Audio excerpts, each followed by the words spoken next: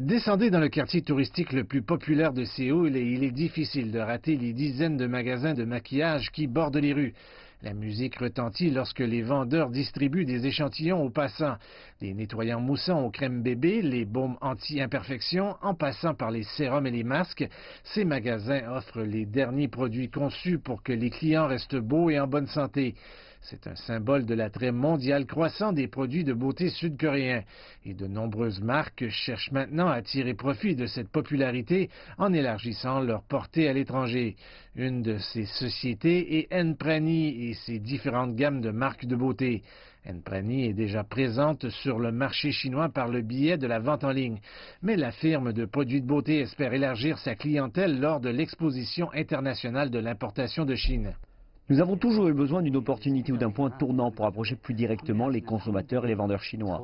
Nous voulons aussi faire plus avec notre marque Olika et la commercialiser. Donc à cet égard, cette opportunité est très importante.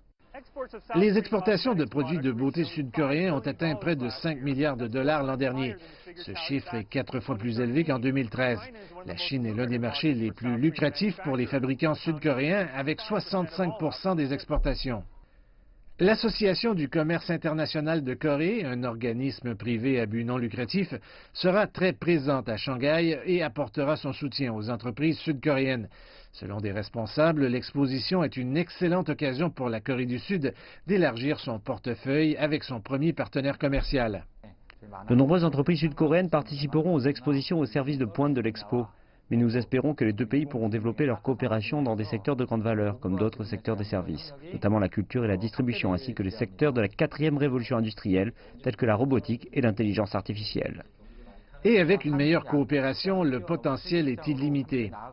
La Corée du Sud et la Chine doivent ensemble aller au-delà de leurs marchés bilatéraux et s'étendre au marché mondial.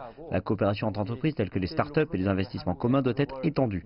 La Chine devrait mettre à profit l'expérience de la Corée dans la mise en place d'une infrastructure mondiale pour des projets individuels. La relation de coopération doit se développer davantage et à un niveau supérieur.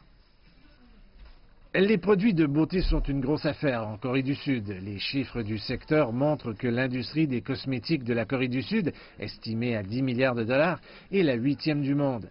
Malgré la croissance récente, les analystes estiment qu'il reste toujours beaucoup à faire.